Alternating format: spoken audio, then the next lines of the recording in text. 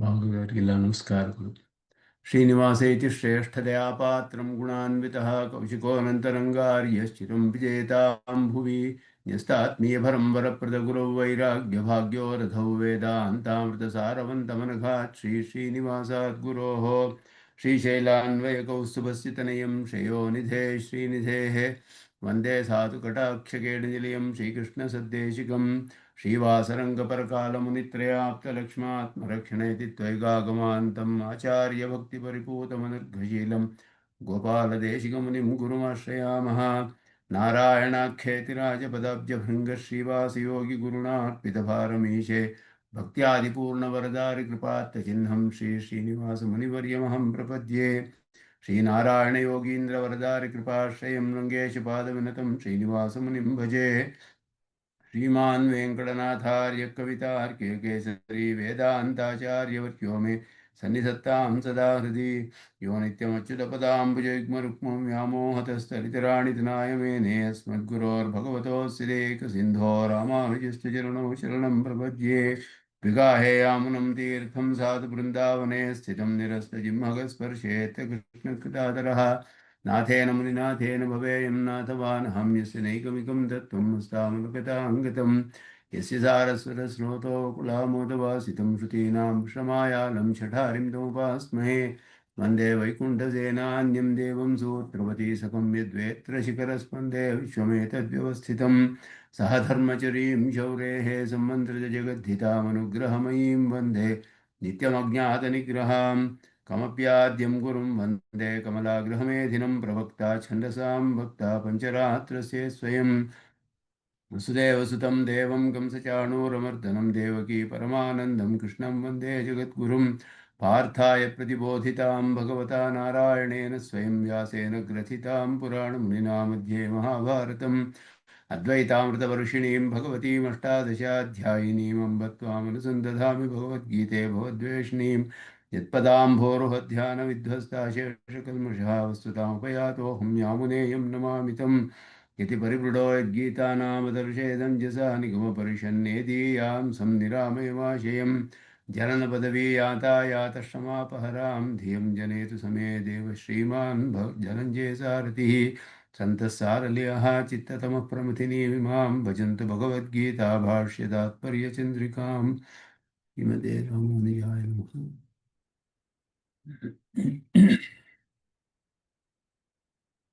श्री निगमान्त महादेशिकाय नमः।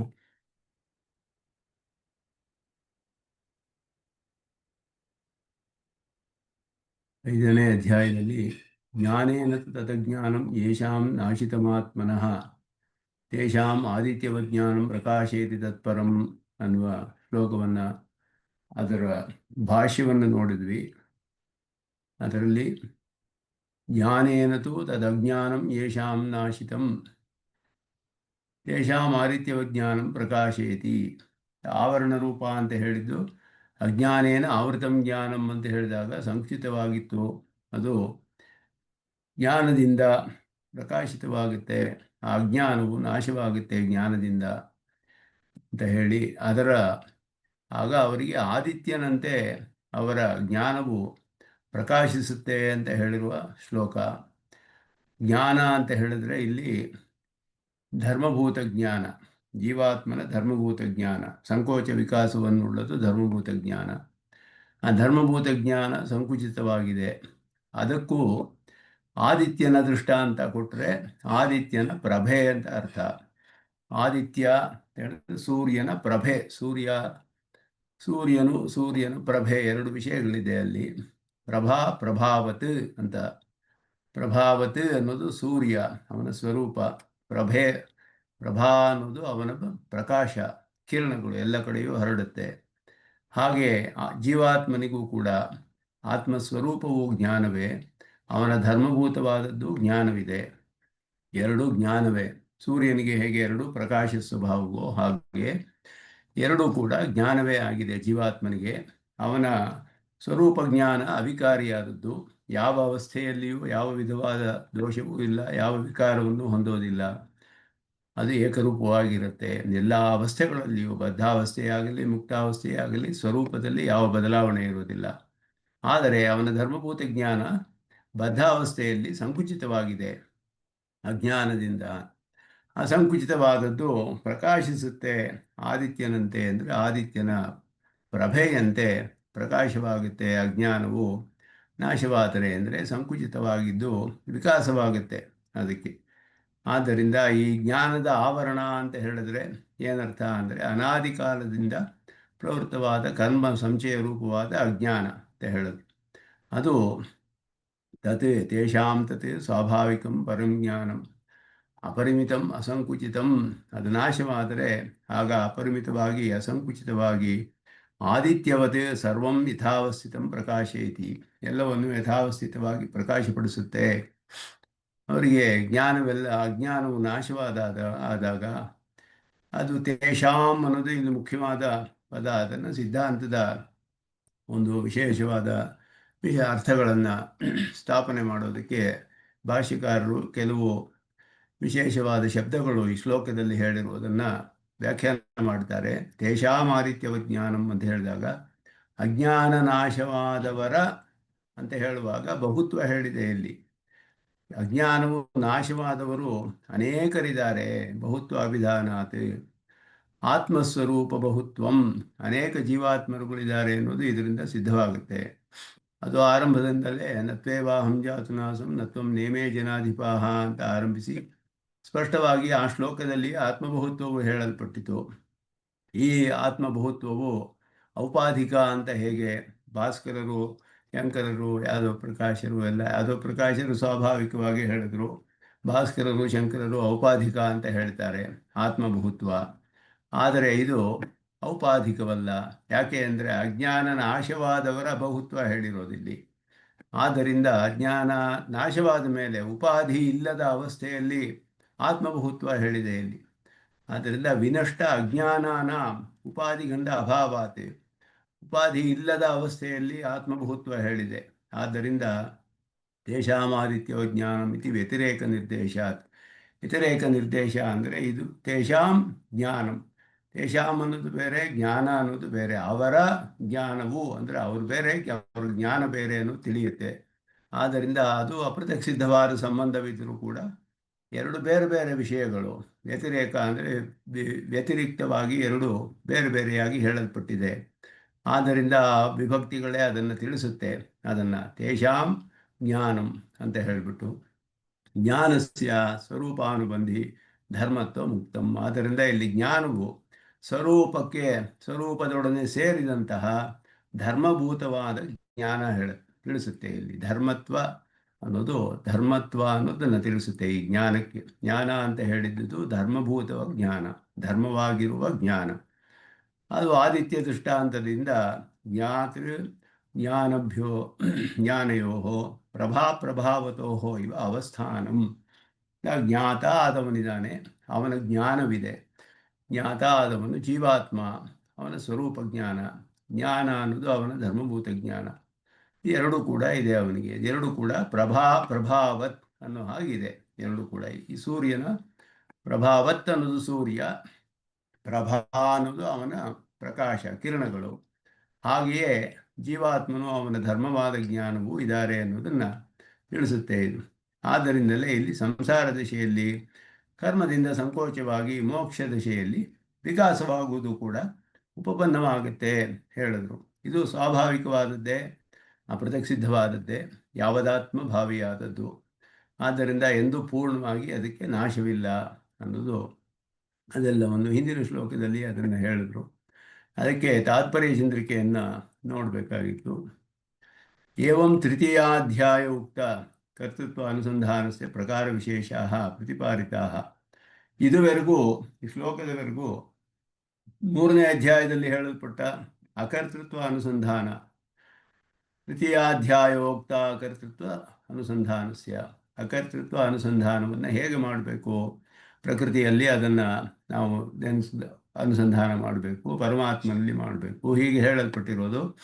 ಈ ರೀತಿಯಾದ ಅಕರ್ತೃತ್ವ ಅನುಸಂಧಾನವು ಅದು ಸ್ವಾಭಾವಿಕವಾದದ್ದಲ್ಲ, ಇದು ಔಪಾಧಿಕವಾದದ್ದು ಮೊದಲಾದ ದೃಷ್ಟಿಯಿಂದ ಎಲ್ಲವನ್ನು ಹೇಳಿ, ಈ ದೇಹ ಇಂದ್ರಿಯಗಳೆಲ್ಲ ಇದು ಮಾಡಿಸ್ತಾ ಇದೆ ನನ್ನನ್ನು, ನಾನು ಮಾಡ್ತಾ ಇಲ್ಲ ಮೊದಲಾದ ಅನೇಕ ವಿಷಯಗಳು ಉಪದೇಶಿಸಲ್ಪಟ್ಟು ಹೊರಟು ಅಕರ್ತೃತ್ವ ಅನುಸಂಧಾನ ಹೇಗೆ ಮಾಡಬೇಕು ಅದೆಲ್ಲ ಇದುವರೆಗೂ ಪ್ರತಿಪಾದಿಸಿ ಈಗ ಚತುರ್ಥಾಧ್ಯಾಯ ಉಕ್ತಸ್ಯ ಜ್ಞಾನ ವಿಶೇಷಸ್ಯ ತದ್ವಿಧಿ ಪ್ರಣಿಪಾತೇನ ಪರಿಪ್ರಶ್ನೇನ ಉಪದೇಕ್ಷಂತಿ ತೇ ಜ್ಞಾನಂ ಅಂತ ಹೇಳಿದ್ರಲ್ಲ, ಆ ಜ್ಞಾನ ವಿಶೇಷದ ವಿಶೋಧನೆ ಅದು ಇಲ್ಲಿ ಮಾಡಲ್ಪಡುತ್ತೆ. ಅದು ಸ್ವಕಾಲೆ ಅಲ್ಲಿ ಹೇಳಿದ್ರು ಯಾವ್ಯಾವ ಸರಿಯಾದ ಕಾಲದಲ್ಲಿ ಉಪದೇಶ ಮಾಡ್ತಾರೆ ಆಚಾರ್ಯರು, ಅಥವಾ ಪರಿಪಕ್ವವಾದ ಕಾಲದಲ್ಲಿ ನಿನಗೆ ತಿಳಿಯುತ್ತೆ ವಿಷಯಗಳೆಲ್ಲ. ಹೀಗೆ ಸ್ವಕಾಲೆ ಅನ್ನೋದು ಎರಡು ಅರ್ಥಗಳಲ್ಲಿ ಹೇಳಲ್ಪಟ್ಟಿತು. ಯಾವುದು ಅದರ ಕಾಲದಲ್ಲಿ ಅಂತ ಹೇಳಿದ್ರೆ ಅದನ್ನು ಇಲ್ಲಿ ಭಾಷಿಕಾರರು ಆರಂಭದಲ್ಲಿ ತಿಳಿಸ್ತಾರೆ. ಸರ್ವಂ ಜ್ಞಾನಪ್ಲವೇನೈವ ವೃಜಿನಂ ಸಂತರಿಷ್ಯಸಿ ಜ್ಞಾನಾಗ್ನಿ ಸರ್ವಕರ್ಮಾಣಿ ಭಸ್ಮಸಾತ್ ಕುರುತೆ. ಇದು ಯಾವಾಗ ಮಾಡುತ್ತೆ ಇದು ಅಂತ ಹೇಳಿ, ಜ್ಞಾನ ಅನ್ನುವ ದೋಣಿಯಿಂದ ದಾಟುತ್ತೀಯ ನೀನು. ಜ್ಞಾನ ಅನ್ನುವ ಅಗ್ನಿಯು ಕರ್ಮಗಳನ್ನೆಲ್ಲ ಭಸ್ಮ ಮಾಡುತ್ತೆ. ಜ್ಞಾನಕ್ಕೆ ಸವಿಷ್ಯವಾದ ಪವಿತ್ರವಾದ ಪದಾರ್ಥ ಒಂದಿಲ್ಲ. ಇದೆಲ್ಲ ಹೇಳಿದ್ದನ್ನ ಸ್ವಕಾಲೇ ಸಂಗಮಯತಿ, ಆ ಒಂದು ಜ್ಞಾನದ ಉಪದೇಶದ ಕಾಲ ಈಗ ಬಂದಿದೆ ಅನ್ನೋದು ತಿಳಿಯುತ್ತೆ. ಅದನ್ನ ತಿಳಿಸ್ತಾ ಇದ್ದಾರೆ ಇಲ್ಲಿ. ಅಜ್ಞಾನದ ಸ್ವರೂಪವೇನು ಅದನ್ನು ವಿಶೋಧನೆ ಮಾಡಲ್ಪಡುತ್ತೆ ಇಲ್ಲಿ ಅಂತ ಹೇಳಿ. ಅಕರ್ತೃತ್ವಾನುಸಂಧಾನ ಪ್ರಕಾರ ಕಥನಾತ್ ಅನಂತರಂ ಜ್ಞಾನ ಸ್ವರೂಪ ಕಥನಾವಸರೇ ಇತ್ಯರ್ಥ. ಅಕರ್ತೃತ್ವಾನುಸಂಧಾನ ಮಾಡಿದ ಮೇಲೆ ಜ್ಞಾನ ಸ್ವರೂಪದ ಉಪದೇಶವಾಗಬೇಕು, ಅದು ಸ್ವಕಾಲ. ಅದು ಒಂದು ಪ್ರಕಾರವನ್ನು ಉಪದೇಶ ಮಾಡುವಾಗ ಆಚಾರ್ಯರುಗಳು ಕ್ರಮವಾಗಿ ಉಪದೇಶ ಮಾಡ್ತಾರೆ. ಯಾವುದಾದ ಮೇಲೆ ಯಾವುದು ತಿಳಿಬೇಕು ಮೊದಲಾದದ್ದನ್ನು ಆ ಕಾಲ ಆಯಾ ಕಾಲದಲ್ಲಿ ಉಪದೇಶ ಮಾಡ್ತಾರೆ. ಮೊದಲು ಅಕರ್ತೃತ್ವವನ್ನು ಹೇಗೆ ಅನುಸಂಧಾನ ಮಾಡೋದು ಅನ್ನೋದು ಉಪದೇಶ ಮಾಡಿ, ಅದಾದ ಮೇಲೆ ಜ್ಞಾನ ಸ್ವರೂಪವನ್ನು ಉಪದೇಶ ಮಾಡಬೇಕು. ಆ ಒಂದು ಕಾಲ ಈಗ ಸರಿಯಾಗಿ ಬಂದಿದೆ ಅವಸರ. ಅಥವಾ ಇನ್ನೊಂದು ಅರ್ಥ, ಎರಡು ಅರ್ಥವನ್ನು ಹೇಳಿದ್ರು. ತದ್ವಿಧಿ ಪ್ರಣಿಪಾತೇನ ಇತ್ಯತ್ರ ಉಪದೇಕ್ಷ್ಯಂತಿ ಇತಿ ಸ್ವೇನೈವ ನಿರ್ದಿಷ್ಟೇ ವಿಪಾಕ ಕಾಲ ಇತ್ಯರ್ಥಃ. ಅವರೇ ಉಪದೇಕ್ಷಂತಿ ತೇ ಜ್ಞಾನಂ ಜ್ಞಾನಿನಃ ತತ್ವದರ್ಶಿನಃ. ನೀನು ಇದನ್ನು ಆಚಾರ್ಯರನ್ನು ಆಶ್ರಯಿಸಿ ತಿಳಿದುಕೋ, ಅದು ಯಾವ ಕಾಲ ಬರುತ್ತೋ ಸರಿಯಾದ ಕಾಲದಲ್ಲಿ ಅವ್ರು ನಿನಗೆ ಉಪದೇಶ ಮಾಡ್ತಾರೆ ಅಂತ ಹೇಳಿದ್ದ ಕಾಲ ಇವಾಗ ಅರ್ಜುನನ ಬಗ್ಗೆ ಕೃಷ್ಣನಿಗೆ ಆ ಉಪದೇಶ ಮಾಡುವ ಕಾಲ ಬಂದಿದೆ ಅಂತ ಅರ್ಥ. ಅವನು ಉಪದೇಶ ಮಾಡ್ತಾ ಇದ್ದಾನೆ, ಈಗ ವಿಪಾಕ ಕಾಲ ಬಂದಿದೆ. ಅದನ್ನು ಸ್ವಕಾಲೇ ಸಂಗಮಯತಿ ಅಂತ ಹೇಳಿದ್ರು. ಏವಂ ವರ್ತಮಾನೇಶು ಅಂತ ಹೇಳುವಾಗ ಮುಖ್ಯತ್ಸು ಅಪಿ ಇತ್ಯರ್ಥ, ಯತ್ವಾ ಕರ್ಮಯೋಗನಿಷ್ಠೇಶು ಇತ್ಯರ್ಥ. ಪ್ರಕರಣದಲ್ಲಿ ಕರ್ಮಯೋಗಿಗಳ ವಿಷಯ ಹೇಳ್ತಾ ಇರೋದು. ಇಲ್ಲಿ ಆರಂಭದಲ್ಲಿ ಭಾಷ್ಯದಲ್ಲಿ ಜ್ಞಾನೇತು ತದಜ್ಞಾನಂ ಯೇಷಾಂ ನಾಶಿತಂ, ಯೇಷಾಂ ಅಂತ ಹೇಳಿದ್ರೆ ಯಾರ ಅಜ್ಞಾನವು, ಇಲ್ಲಿ ಕರ್ಮಯೋಗನಿಷ್ಠರನ್ನೇ ಹೇಳ್ತಾ ಇರೋದು. ಕರ್ಮಯೋಗದ ಪ್ರಾಶಸ್ತ್ಯವನ್ನೆಲ್ಲ ಹೇಳಿ ಕರ್ಮಯೋಗವೇ ಶ್ರೇಷ್ಠ ಅಂತ ಹೇಳಿ ಕರ್ಮಯೋಗಾಧಿಕಾರಿಗಳು ಅವರ ವಿಷಯ ಹೇಳ್ತಿರೋದ್ರಿಂದ ಅವರನ್ನು ಅರ್ಥ ಮಾಡ್ಕೊಳ್ಬೋದು. ಏವಂ ವರ್ತಮಾನೇಶು, ಅಥವಾ ಅಜ್ಞಾನದಿಂದ ಯಾರಿಗೆಲ್ಲ ಮೋಹ ಉಂಟಾಗಿದೆಯೋ ಅವರೆಲ್ಲರೂ ಕೂಡ ಅಂತಲೂ ಹೇಳ್ಬೋದು. ಮುಖ್ಯತ್ಸು ಅಪಿ ಅಂತ ಹೇಳಿ ಹೀಗೆ ಇದ್ದಾರೆ, ಮೋಹವನ್ನು ಹೊಂದಿದ್ದಾರೆ ಅಂಥವ್ರಿಗೂ ಕೂಡ, ಅಥವಾ ಕರ್ಮಯೋಗನಿಷ್ಠರು ಅಂತಲೇ ಅರ್ಥ ಮಾಡ್ಕೊಳ್ಬೋದು. ಎಲ್ಲರಿಗೂ ಇದು ಸಮಾನವಾಗಿದೆ ಉಪದೇಶ. ಅಜ್ಞಾನೇನ ಜ್ಞಾನಮಾವೃತಂ ಚೇತ್ ಕಥಂ ಜ್ಞಾನೇನ ತಸ್ಯ ನಾಶಃ.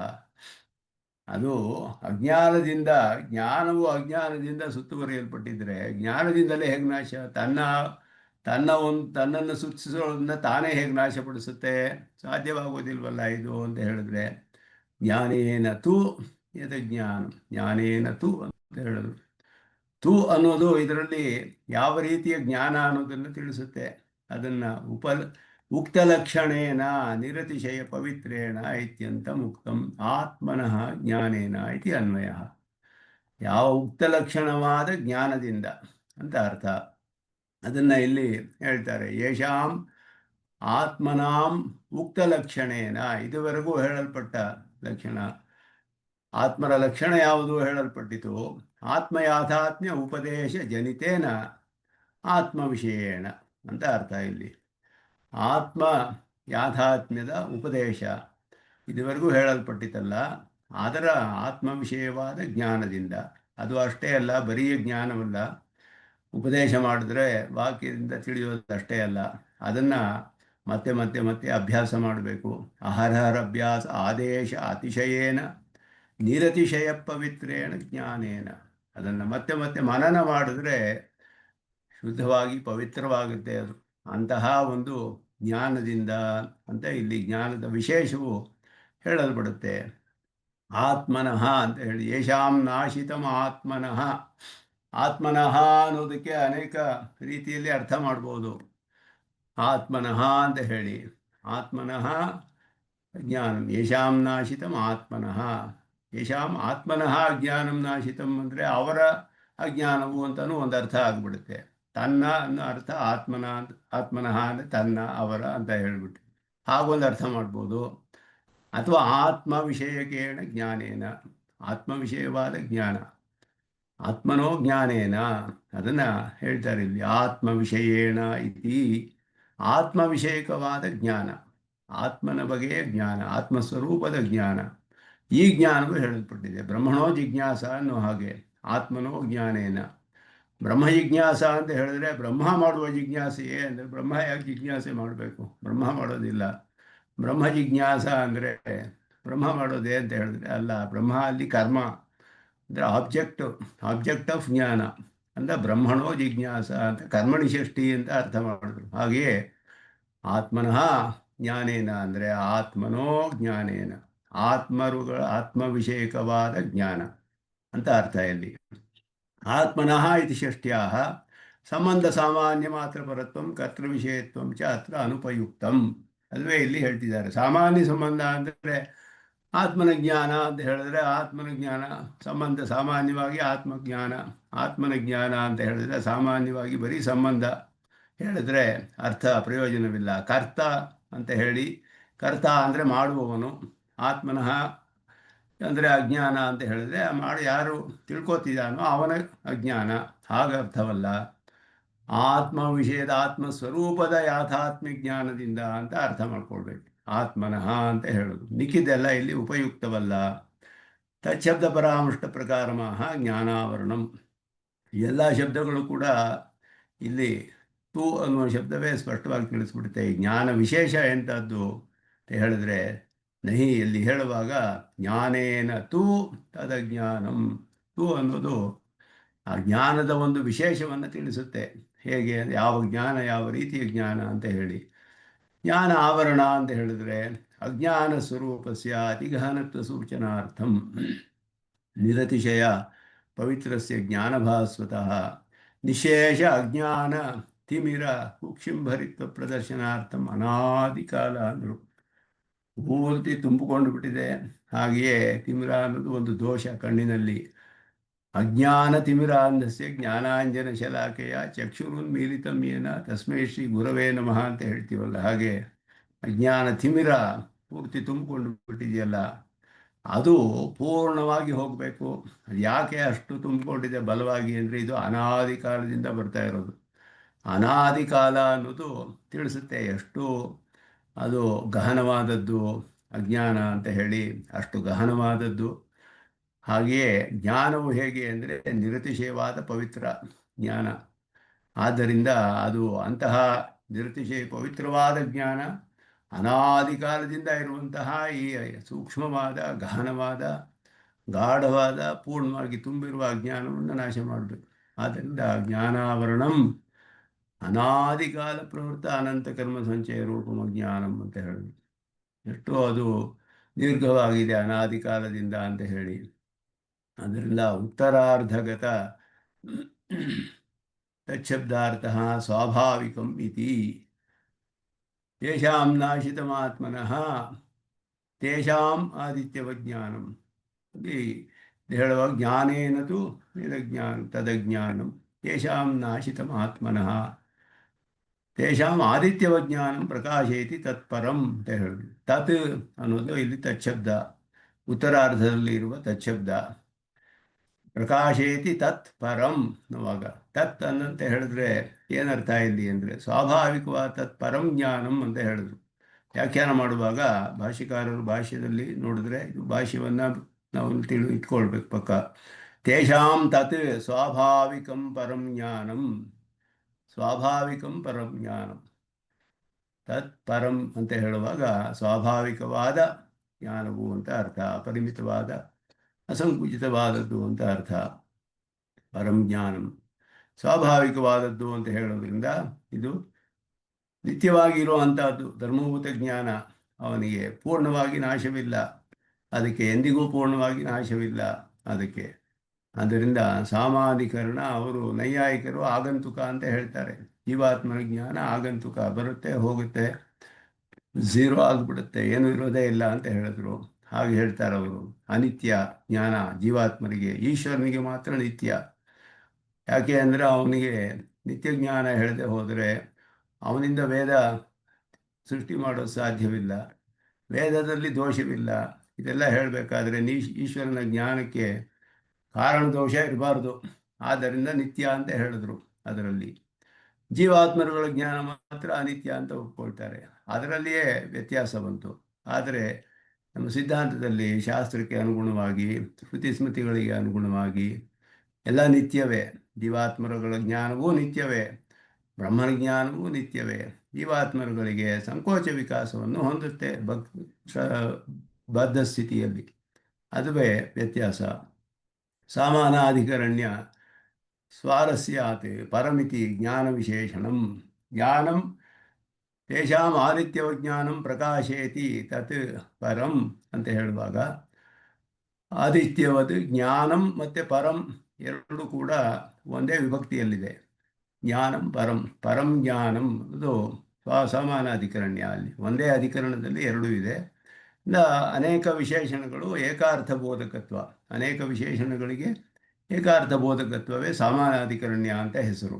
ಆದ್ದರಿಂದ ಜ್ಞಾನಂ ಪರಂ ಎರಡು ಒಂದೇ ವಿಷಯವನ್ನು ತಿಳಿಸುತ್ತೆ. ಪರಂ ಜ್ಞಾನಂ ಅಂತ, ಅದರಿಂದ ಪರಂ ಅನ್ನೋದು ಜ್ಞಾನದ ವಿಶೇಷಣವೇ ಆಗುತ್ತೆ. ತದರ್ಥಮಾಹ ಅಪರಿಮಿತಂ ಅಸಂಕುಚಿತಂ ಇತಿ.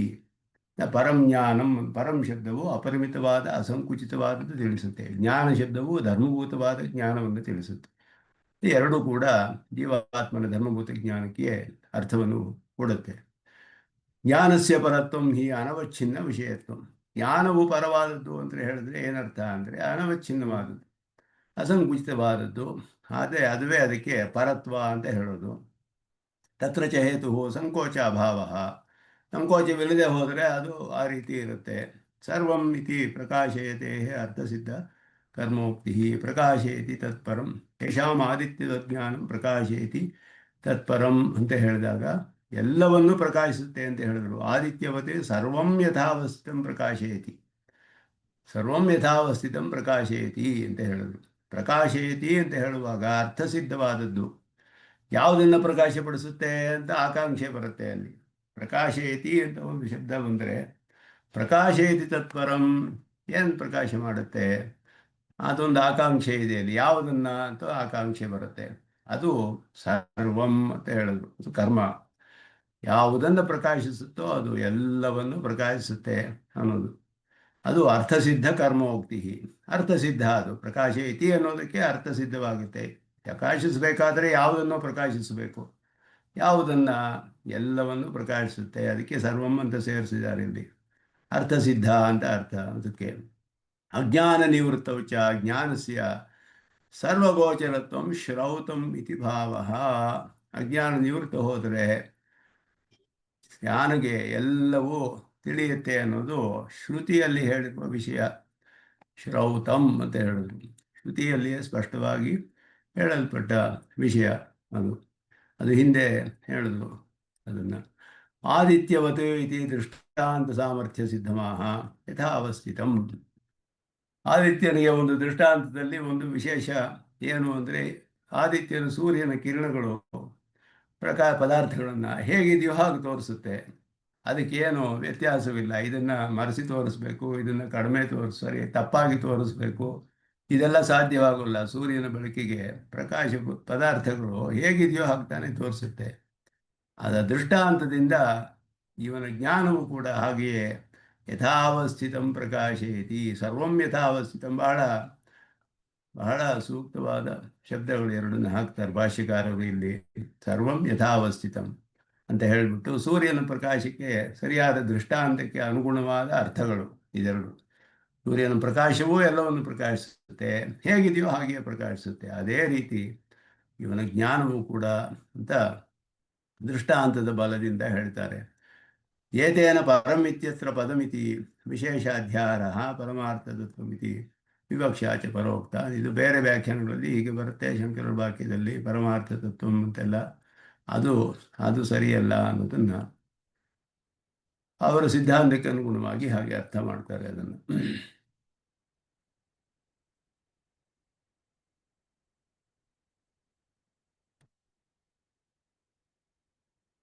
ಈಗ ಮುಂದಿನ ಇದರಲ್ಲಿಯೇ ಇನ್ನೂ ಇದೆ. ಭೇದ ವ್ಯಪದೇಶ ಬಲಾತ್ ಅದ್ವೈತ ಮತಸ್ಯ ಉಪಕ್ರಮ ವಿರೋಧ ಪ್ರಾಗುಕ್ತ. ಇದು ದೇಶಿಕರು ಸ್ವಾಮಿ ದೇಶಿಕನ ಅಧಿಕವಾದ ವಿಷಯವನ್ನು ತಿಳಿಸ್ತಾರೆ. ಇಲ್ಲಿ ಭಾಷಿಕಾರರು ಕೂಡ ಅದನ್ನೇ ಇಲ್ಲಿ ತೇಷಾಂ ಬಹುತ್ವ ಅಭಿಧಾನಾತ್. ಇಲ್ಲಿವರೆಗೂ ಶ್ಲೋಕದ ವ್ಯಾಖ್ಯಾನ ಮುಗಿತು. ಈಗ ಅಧಿಕವಾದ ವಿಷಯವನ್ನು ತಿಳಿಸ್ತಾರೆ. ಈ ಶ್ಲೋಕದಲ್ಲಿರುವ ಅಧಿಕವಾದ ವಿಷಯ ಏನು ಅಂತ ನಮ್ಮ ಸಿದ್ಧಾಂತಕ್ಕೆ ಅನುಗುಣವಾದ ಎಲ್ಲ ಸಿದ್ಧಾಂತಗಳಕ್ಕೆ ಅರ್ಥ ವಿಶೇಷಗಳನ್ನೆಲ್ಲ ಈ ಶ್ಲೋಕದಲ್ಲಿ ಮುಖ್ಯವಾದ ಧರ್ಮಭೂತ ಜ್ಞಾನದ ವಿಷಯ ಅದನ್ನು ಇಲ್ಲಿ ತಿಳಿಯಬಹುದು ಅನ್ನೋದನ್ನು, ಮತ್ತು ಆತ್ಮಬಹುತ್ವ, ಇದೆರಡು ಕೂಡ ಸಿದ್ಧಾಂತದಲ್ಲಿ ಪ್ರಧಾನವಾದ ಅರ್ಥ ವಿಶೇಷಗಳು, ಅದನ್ನು ಇಲ್ಲಿ ತಿಳಿಸ್ತಾರೆ. ಭೇದವ್ಯಪದೇಶ ಬಲಾತ್ ತೇಷಾಂ ಅಂತ ಬಹುತ್ವ ಹೇಳಿರೋದ್ರಿಂದ ಅದ್ವೈತ ಮತಸ್ಯ ಉಪಕ್ರಮ ವಿರೋಧ ಪ್ರಾಗುಕ್ತ. ಉಪಕ್ರಮ ವಿರೋಧವೇ ಅದ್ವೈತ ಮತಕ್ಕೆ. ಮಧ್ಯೆಪಿ ಸಯೇವ ತಾತ್ವಿಕ. ಇದು ಉಪಕ್ರಮ ಅಂತ ಹೇಳಿದ್ರೆ ನತ್ವೇವಾಹಂ ಜಾತು ನಾಸಂ. ಆರಂಭದಲ್ಲಿಯೇ ಅಲ್ಲಿಂದಲೇ ಶುರು ಆರಂಭ ಶಾಸ್ತ್ರದ ಉಪದೇಶ. ಶಾಸ್ತ್ರಾರಂಭ ನತ್ವೇವಾಹಂ ಜಾತು ನಾಸಂ ನತ್ವಂ ನೇಮೇ ಜನಾಧಿಪಾಹ.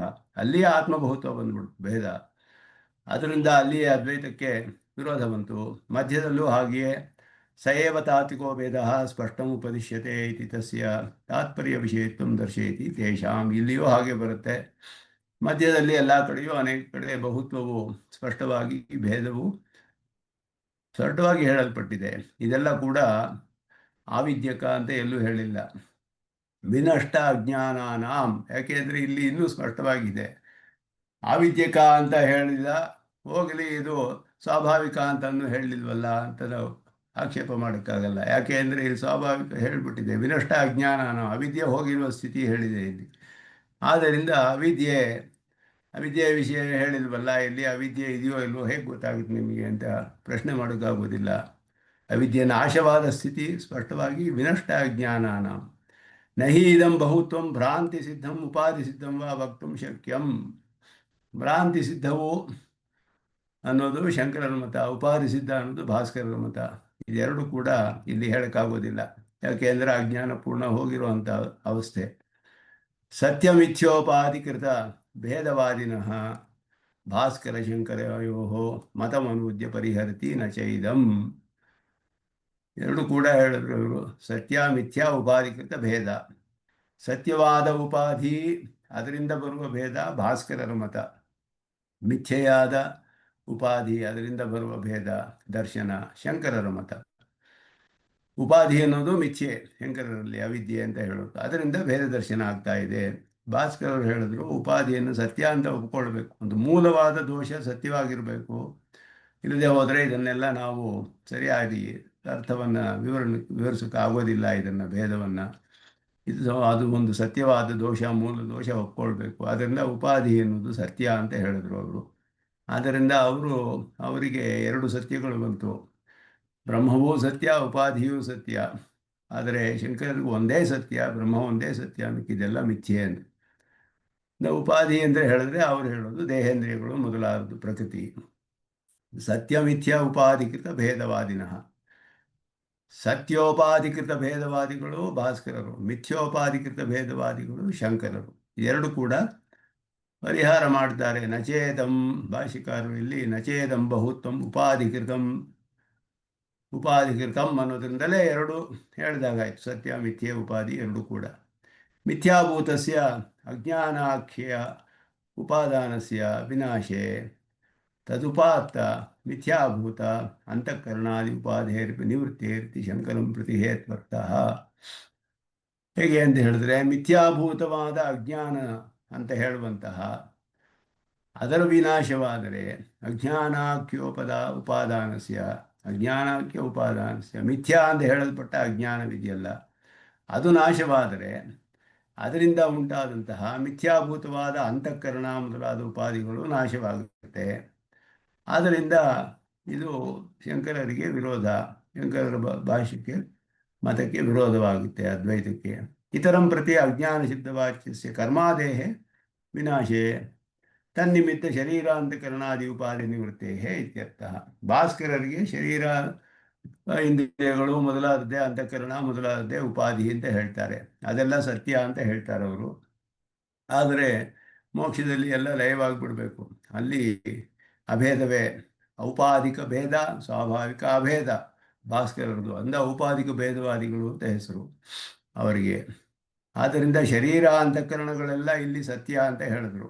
ಭೇದ ಇರುವಾಗ ಜೀವಾತ್ಮರುಗಳು ಸತ್ಯವಲ್ಲ, ತೋರಿಕೆ. ಅಂತಃಕರಣದಲ್ಲಿ ಪ್ರತಿಫಲನ ಬ್ರಹ್ಮನಿಗೆ, ಶರೀರ ಅಂತ ಎಲ್ಲ ಒಂದೊಂದು ಶರೀರದಲ್ಲೂ ಜೀವ ಇರುವ ಹಾಗೆ ತೋರ್ತಾನೆ ಅಂತ ಹೇಳಿದ್ರು. ಕರ್ಮವೇ ಅಜ್ಞಾನ ಅನ್ನುವ ಕರ್ಮ ನಾಶವಾದರೆ ಇದು ಯಾಕೆ ಬರುತ್ತೆ ಇದು ಸಂಬಂಧ ಅವನಿಗೆ ಅಂದರೆ ಕರ್ಮದಿಂದ. ಕರ್ಮವೆಲ್ಲ ನಾಶವಾಗಿಬಿಟ್ರೆ ಅಜ್ಞಾನ ಅಂತ ಹೇಳಲ್ಪಟ್ಟ ಕರ್ಮ ಮೊದಲಾದ ನಾಶವಾದರೆ ಅದಕ್ಕೆ ಅದರಿಂದ ಬರುವಂತಹ ಶರೀರ ಮೊದಲಾದ ಅಂತಃಕರಣಗಳು ಇದೆಲ್ಲ ಉಪಾಧಿಗಳು ಇದೆಲ್ಲ ಹೋಗ್ಬಿಡ್ಬೇಕು. ಆಗ ಜೀವಭಾವ ಹೋಗ್ಬಿಡುತ್ತೆ. ಜೀವ ನಿಜವಾಗ್ಲಿಯೂ ಇಲ್ಲ, ಜೀವಭಾವ ಹೋಗುತ್ತೆ ಭಾಸ್ಕರರಿಗೆ, ಹಾಗೆ ಹೇಳ್ತಾರೆ ಅವರು. ಆದ್ದರಿಂದ ಇಬ್ಬರಿಗೂ ಕೂಡ ಶಂಕರ ಮತದೂಷಣ ಪ್ರಸಂಗೇ ತದುಕ್ತಂ ಜ್ಞಾನ ಮಾತ್ರ ಆತ್ಮವಾದಂ ದೂಷಯಿತು ಶುದ್ಧದಶಾಯಾಂ ಯಾತೃತ್ವಂ ಸಿದ್ಧವಿದರ್ಶಯಿತು ತೇಷಾಂ. ಆದ್ದರಿಂದ ಇದನ್ನು ಅದ್ವೈತ ಮತ್ತು ನಿರಸನದಲ್ಲಿ ಹೇಳುವಂತಹ ಜ್ಞಾನ ಮಾತ್ರ ಆತ್ಮವಾದ ಅದನ್ನು ತಳ್ಳಿ ಹಾಕೋಕ್ಕೋಸ್ಕರ ಜ್ಞಾನ ಮಾತ್ರ ಆತ್ಮ ಅಂತ ಹೇಳಿದ್ರಲ್ಲ, ಅದನ್ನು ಶುದ್ಧ ದಶೆಯಲ್ಲಿ ಜ್ಞಾತೃತ್ವ ಹೇಳಲ್ಪಟ್ಟಿದೆ. ಅಜ್ಞಾನ ನಿವೃತ್ತಿಯಾದ ಮೇಲೆ ಅವರಿಗೆ ತೇಷಾಂ ಜ್ಞಾನಂ ಅಂತ ಹೇಳಿರೋದ್ರಿಂದ ಜ್ಞಾತೃತ್ವ ಅನ್ನೋದು ಸಿದ್ಧವಾಗುತ್ತೆ. ವ್ಯತಿರೇಕ ನಿರ್ದೇಶ. ಸಂಬಂಧ ವಿಷಯತೆಯ ಸೃಷ್ಟಿ ವ್ಯತಿರೇಕ ಗರ್ಭ. ಸಂಬಂಧ ವಿಷಯ ತೇಷಾಂ ಜ್ಞಾನಂ, ಅವರ ಜ್ಞಾನಗಳು, ಅವರುಗಳ ಜ್ಞಾನ. ವಿನಷ್ಟ ಉಪಾಧೀನಾಮಾತ್ಮನಾಂ ಧರ್ಮತೆಯ ನಿರ್ದೇಶಾತ್. ಈ ಆತ್ಮರಿಗಳಿಗೆಲ್ಲ ಜ್ಞಾನವು ಧರ್ಮ ಅಂತ ಹೇಳಲ್ಪಟ್ಟಿದೆ. ಜ್ಞಾನಸ್ಯ ಸ್ವರೂಪಾನಬಂಧಿತ್ವ ಸಿದ್ಧೇ ಆಗಂತುಕ ಚೈತನ್ಯವಾದೋಪಿ ನಿರಸ್ತಃ. ಇದು ಜ್ಞಾನವು ಸ್ವರೂಪದೊಡನೆಯೇ ಸೇರಿರುತ್ತೆ ಯಾವಾಗಲೂ, ಅಪೃಥಕ್ ಸಿದ್ಧವಾಗಿ ಅದು ಧರ್ಮವಾಗಿದೆ. ಜೀವಾತ್ಮರುಗಳಿಗೆ ಜ್ಞಾನವು ಅಪೃಥಕ್ ಸಿದ್ಧವಾಗಿ ಸ್ವರೂಪಾನುಬಂಧಿ ಅಂದರೆ ಸ್ವರೂಪದೊಡನೆ ಸೇರಿದೆ ಯಾವಾಗಲೂ. ಆದ್ದರಿಂದ ನೈಯಾಯಿಕರು ಹೇಳುವಂತಹ ಆಗಂತುಕ ಚೈತನ್ಯ, ಜೀವಾತ್ಮರುಗಳಿಗೆ ಆಗಂತುಕ ಚೈತನ್ಯ ಅವರಿಗೆ. ಅದರಿಂದಲೇ ಮೋಕ್ಷದಲ್ಲಿ ಚೈತನ್ಯವೇ ಇರೋದಿಲ್ಲ. ಅದರಿಂದಲೇ ಅವರಿಗೆ ಪಾಷಾಣಕಲ್ಪ ಮೋಕ್ಷ ಅಂತ ಹೇಳೋದು, ಕಲ್ಲಿನಂತೆ ಇರ್ತಾರೆ ಅಂತ ಹೇಳಿಬಿಟ್ಟು. ಯಾವ ಅನುಭವ ಇಲ್ಲ, ಏನೂ ಇಲ್ಲ, ಅಶೇಷ ವಿಶೇಷ ಉಚ್ಛೇದ ಯಾವುದೂ ಇರೋದಿಲ್ಲ ಅವರಿಗೆ, ಜ್ಞಾನವೂ ಇರೋದಿಲ್ಲ ಆವಾಗ. ಆದ್ದರಿಂದ ಅವರಿಗೆ ಪಾಷಾಣಕಲ್ಪ ಮೋಕ್ಷ. ಚೈತನ್ಯ ಅನ್ನೋದು ಅನಿತ್ಯ ಆಗಂತುಕ ಅವರಿಗೆ. ಅವರು ಕೂಡ ಇಲ್ಲಿ ನಿರಸನ ಮಾಡಲ್ಪಟ್ಟಿದ್ದಾರೆ ಅನ್ನೋದು ಅರ್ಥಸಿದ್ಧ ಇದರಲ್ಲಿಯೇ. ಆದಿತ್ಯ ಶಬ್ದೋ ಅತ್ರ ಆದಿತ್ಯ ಪ್ರಭಾಪರಃ, ಇದು ಸ್ಪಷ್ಟಪಡಿಸ್ತಾರೆ ಸ್ವಾಮಿ ದೇಶಿಕನ್. ಆದಿತ್ಯನ ಪ್ರಭೆಯನ್ನು ತಿಳಿಸುತ್ತೆಯೇ ಹೊರತು ಆದಿತ್ಯನ ಸ್ವರೂಪವನ್ನಲ್ಲ. ಏಕೆಂದರೆ ಧರ್ಮಕ್ಕೂ ಸ್ವರೂಪಕ್ಕೂ ವಿಶೇಷ್ಯ ಆದಿತ್ಯ, ವಿಶೇಷಣ ಅವನ ಪ್ರಭೆ. ಹಾಗೆಯೇ ಜೀವಾತ್ಮ ಸ್ವರೂಪ ವಿಶೇಷ್ಯ, ಅವನ ಧರ್ಮಭೂತ ಜ್ಞಾನ ವಿಶೇಷಣ. ವಿಶೇಷಣಕ್ಕೂ ವಿಶೇಷಕ್ಕೂ ದೃಷ್ಟಾಂತವಿಲ್ಲ, ವಿಶೇಷಣಕ್ಕೂ ವಿಶೇಷಣಕ್ಕೂ ದೃಷ್ಟಾಂತ. ಇವನ ಧರ್ಮಕ್ಕೂ ಆದಿತ್ಯನ ಧರ್ಮಕ್ಕೂ ದೃಷ್ಟಾಂತ. ಆದಿತ್ಯನ ಧರ್ಮೇ ಪ್ರಭೆ, ಜೀವಾತ್ಮನ ಧರ್ಮ ಅನ್ನೋದು ಜ್ಞಾನ, ಧರ್ಮಭೂತ ಜ್ಞಾನ, ಇವನ ವಿಶೇಷಣ. ಆದಿತ್ಯನ ವಿಶೇಷಣ ಪ್ರಭಾ. ಆದ್ದರಿಂದ ಅದಕ್ಕೆ ಎರಡಕ್ಕೂ ದೃಷ್ಟಾಂತವನ್ನು ನಾವು ಇದು ಅರ್ಥ ಮಾಡ್ಕೊಳ್ಬೇಕು. ಅಂದ್ರಿಂದ ಆದಿತ್ಯ ಪ್ರಭಾಪರಃ ಅಂದರು. ಆದಿತ್ಯ ಶಬ್ದವು ಪ್ರಭಾದ್ವಾರೇಣೈವ ಆದಿತ್ಯಸ್ಯ ಪ್ರಕಾಶಕತ್ವಾತಿ, ಪ್ರಕಾಶವನ್ನೇ ಹೇಳಿದ್ದಾರೆ. ಪ್ರಕಾಶಯತಿ ಅಂತ ಹೇಳಿರೋದ್ರಿಂದ ಆದಿತ್ಯವತ್ತು ಪ್ರಕಾಶಯತಿ ಅಂದರೆ ಆದಿತ್ಯನ ಪ್ರಭೆಯೇ ಎಲ್ಲವನ್ನು ಪ್ರಕಾಶಿಸೋದು. ಧರ್ಮಭೂತ ಜ್ಞಾನೇ ಚ ಶೈವ ದೃಷ್ಟಾಂತೋ ಭವಿತುಮರ್ಹತಿ. ಅದಕ್ಕೆ ಸ್ಪಷ್ಟವಾಗಿ ಪ್ರಮಾಣವನ್ನು ತೋರಿಸ್ತಾರೆ ವಿಷ್ಣು ಧರ್ಮ ಪುರಾಣದಲ್ಲಿ. ಇದನ್ನು ಭಾಷಿಕಾರರು ಕೂಡ 4ನೇ ಅಧ್ಯಾಯದಲ್ಲಿ ತಿಳಿಸ್ತಾರೆ. ಇದನ್ನು ಯಥಾ ಅನಕ್ರಿಯತೆ ಜ್ಯೋತ್ಸ್ನಾ ಮಲ ಪ್ರಕ್ಷಾಳನಾನ್ಮಣೇ ದೋಷ ಪ್ರಹಾಣಾನ್ನ ಜ್ಞಾನಂ ಆತ್ಮನ ಕ್ರಿಯತೆ ತಥಾ ಅಂತ ಹೇಳಿ. ಒಂದು ರತ್ನಕ್ಕೆ ಅದರ ಮೇಲೆ ಕೊಳೆ ಎಲ್ಲ ಮುಚ್ಚಿರುತ್ತೆ, ಅದನ್ನು ಕೊಳೆಯನ್ನು ತೆಗೆದರೆ ಅದು ಪ್ರಕಾಶವು ಎಲ್ಲರಿಗೂ ತಿಳಿಯುತ್ತೆ, ನಮಗೆ ಪ್ರಕಾಶ ಚೆನ್ನಾಗಿ ಪ್ರಕಾಶಿಸುತ್ತೆ ಅದು. ಆ ಪ್ರಕಾಶವು ಹೊಸದಾಗಿ ಉತ್ಪನ್ನವಾಗುವುದಿಲ್ಲ. ಮೊದಲಿಗೆ ಇತ್ತು ಅದು. ಅದರ ಪ್ರತಿಬಂಧಕ ಹೋದಾಗ ತಾನೆಲ್ಲ ಕಡೆಯೂ ಪ್ರಕಾಶಿಸುತ್ತೆ ಅಷ್ಟೇ ಹೊರತು ಹೊಸದಾಗಿ ಉಂಟಾದ ಪ್ರಕಾಶವಲ್ಲ ಅದು. ಯಥಾ ನ ಕ್ರಿಯತೆ ಜ್ಯೋತ್ಸ್ನಾ ನ ಕ್ರಿಯತೆ ಮಲ ಪ್ರಕ್ಷಾಳನಾತ್ ಮಣೇಹೇ. ಮಣಿ ಅಂದರೆ ರತ್ನ. ಅದರ ದೋಷವನ್ನು ಶುದ್ಧಿ ಮಾಡಿದ್ರೆ, ಮಲ ಪ್ರಕ್ಷಾಳನ ಮಾಡಿದ್ರೆ, ದೋಷವನ್ನು ತೆಗೆದ್ರೆ ಜ್ಯೋತ್ಸ್ನಾ ಯಥಾ ನ ಕ್ರಿಯತೆ, ಹೊಸದಾಗಿ ಸೃಷ್ಟಿಯಾಗಿ ಉತ್ಪನ್ನವಾಗುವುದಿಲ್ಲ. ದೋಷ ಪ್ರಹಾಣಾತ್ ಆತ್ಮನಃ ಜ್ಞಾನಂ ತಥಾ ನ ಕ್ರಿಯತೆ. ಆತ್ಮನಿಗೂ ಕೂಡ ಜ್ಞಾನವು ದೋಷವು ಹೋದರೆ ಅದೇ ರೀತಿ ಹೊಸದಾಗಿ ಉತ್ಪನ್ನವಾಗುವುದಿಲ್ಲ. ಯಾಕೆ ಅಂತ ಹೇಳಿದ್ರೆ ಉತ್ಪನ್ನವಾಗುವುದೆಲ್ಲ ಅನಿತ್ಯ.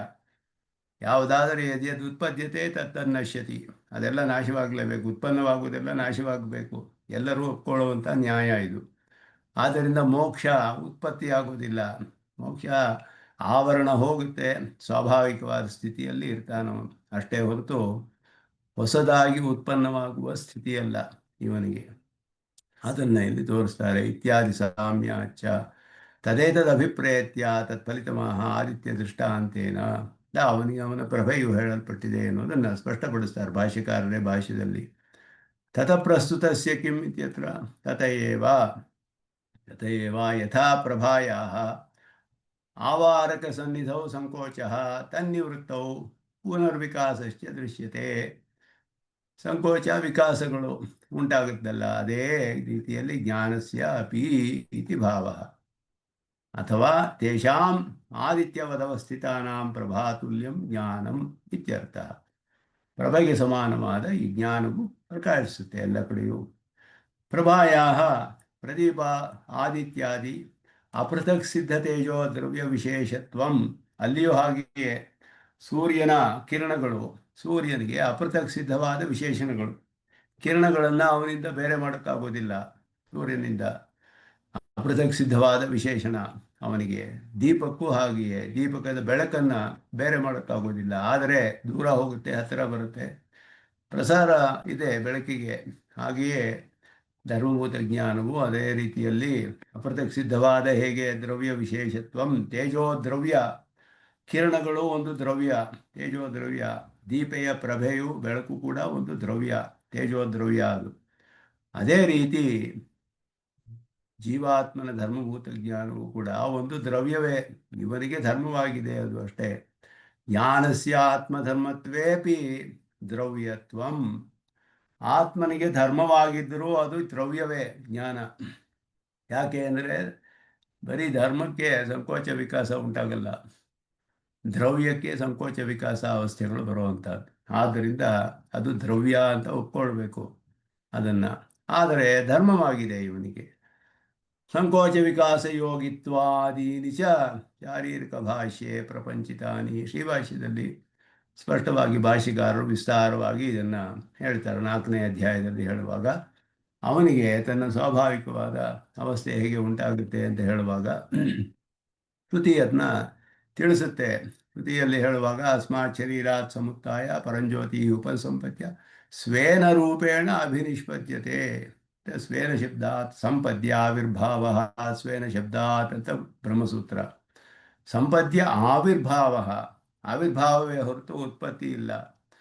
ಸ್ವೇನ ಶಬ್ದಾತ್ ಸ್ವೇನ ರೂಪೇಣ ಅಭಿನಿಷ್ಪದ್ಯತೆ. ತನ್ನ ಸ್ವಾಭಾವಿಕ ರೂಪದಲ್ಲಿ ಅವನು ಪ್ರಕಾಶಿಸ್ತಾನೆ ಜೀವಾತ್ಮ ಅಲ್ಲಿ ಮುಕ್ತದಶೆಯಲ್ಲಿ ಅಂತ ಸ್ಪಷ್ಟವಾಗಿ ಶ್ರುತಿ ಹೇಳಿರೋದನ್ನು ಬ್ರಹ್ಮಸೂತ್ರಕಾರರು ಅದೇ ಶಬ್ದವನ್ನು ಉಪಯೋಗಿಸಿ ಸಂಪದ್ಯಾವಿರ್ಭಾವ ಸ್ವೇನ ಶಬ್ದಾತ್ ಅಂತ ಹೇಳಿದರು.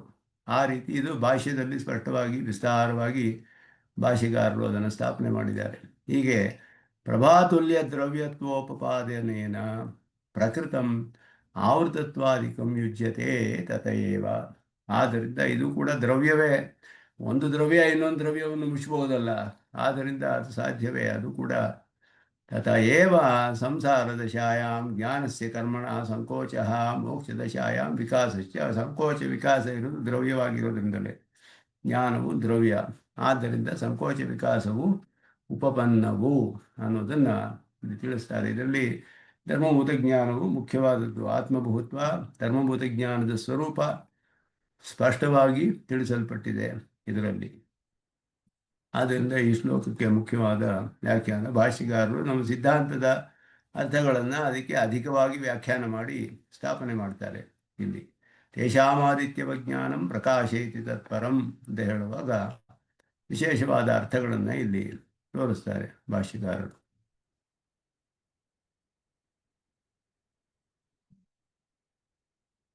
ಮುಂದಿನ ಶ್ಲೋಕ. ತದ್ಬುದ್ಧಯಃ ತದಾತ್ಮಾನಃ ತನ್ನಿಷ್ಠಾಃ ತತ್ಪರಾಯಣಾಃ ಗಚ್ಚಂತಿ ಅಪುನರಾವೃತ್ತಿಂ ಜ್ಞಾನನಿರ್ಧೂತ ಕಲ್ಮಷಾಃ. ಇಲ್ಲೆಲ್ಲ ಹೇಳಿರುವ ಶಬ್ದಗಳು ಅನೇಕವು ಈ ಪ್ರಕರಣಕ್ಕೆ ಅನುಗುಣವಾಗಿ ಇಲ್ಲಿ ಉಪದೇಶ ಮಾಡಲ್ಪಟ್ಟ ಕರ್ಮಯೋಗದ ವಿಷಯ ಮತ್ತು ಅದರ ಫಲ ಅದಕ್ಕೆ ಅನುಗುಣವಾಗಿ ಅರ್ಥ ಮಾಡ್ಕೊಳ್ಬೇಕು. ಎಲ್ಲ ಹಾಗೆಯೇ ಎಲ್ಲ ಶಬ್ದಗಳು ಅದೇ ರೀತಿ ಇಲ್ಲಿ ಅಪುನರಾವೃತ್ತಿ ಮೊದಲಾದ ಹೇಳಲ್ಪಟ್ಟಿದೆ. ಇದೆಲ್ಲವೂ ಕೂಡ ಕರ್ಮಯೋಗದಿಂದ ಸಾಕ್ಷಾತ್ ಮೋಕ್ಷವಿಲ್ಲ. ಕರ್ಮಯೋಗದಿಂದ ಆತ್ಮಾವಲೋಕನ ಫಲ. ಆತ್ಮಾವಲೋಕನ ಆದ ಮೇಲೆ ಭಕ್ತಿಯೋಗ ಮಾಡಿ ಅವನಿಗೆ ಮೋಕ್ಷ ಫಲ ಬರಬೇಕು. ಆದ್ದರಿಂದ ಈಗ ಪ್ರತಿಬಂಧಕಗಳು ನಾಶ ಅಂತ ಹೇಳಿದ್ರೆ ಕರ್ಮಯೋಗದ ಫಲಕ್ಕೆ ಇರುವ ಪ್ರತಿಬಂಧಕಗಳ ನಾಶ, ಅದೇ ಇಲ್ಲಿ ಹೇಳಿರೋದು. ಆತ್ಮಾವಲೋಕನದಿಂದ ಪುನರಾವೃತ್ತಿ ಅಂದರೆ ಮತ್ತೆ ಇವನಿಗೆ ವಿಷಯಗಳಲ್ಲಿ ಮನಸ್ಸು ಹೋಗೋದಿಲ್ಲ, ಆತ್ಮನಲ್ಲಿಯೇ ಇರ್ತಾನವನು.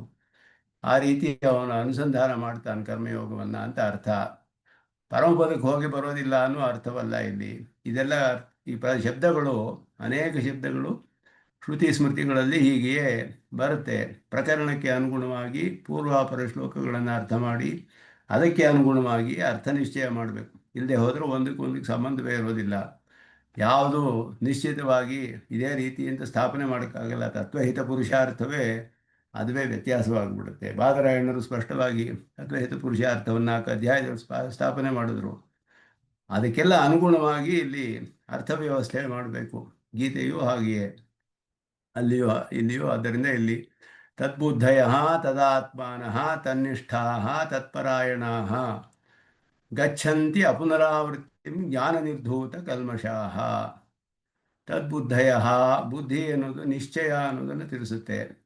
ದೃಢ ನಿಶ್ಚಯ ಅನ್ನೋದು ಇದು ಮನಸ್ಸಿನ ಒಂದು ವ್ಯಾಪಾರ.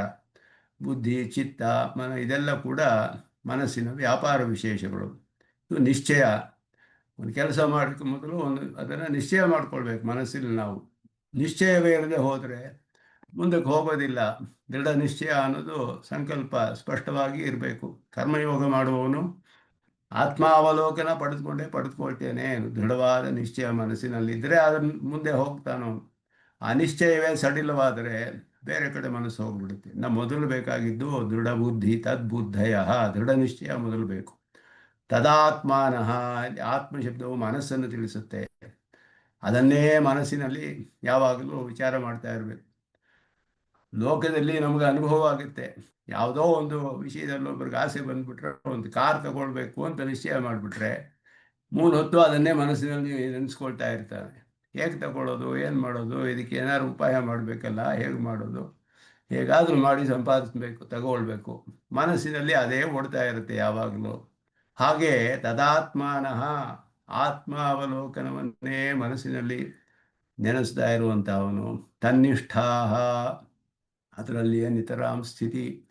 ಆಮೇಲೆ ಮುಂದಿನ ಒಂದೊಂದಕ್ಕೊಂದು ಮುಂದಿನ ಸ್ಥಿತಿಯನ್ನು ತಿಳಿಸುತ್ತೆ ಇದು. ದೃಢ ನಿಶ್ಚಯ ಮಾಡಿದ ಮೇಲೆ ಅದನ್ನೇ ಮನಸ್ಸಿನಲ್ಲಿ ಓಡ್ತಾ ಇರುತ್ತೆ ಚಿಂತನೆ. ಅದಾದ ಮೇಲೆ ಅದರಲ್ಲಿ ಒಂದು ನಿಷ್ಠೆ ಬರುತ್ತೆ, ನಿತರಾಂ ಸ್ಥಿತಿ.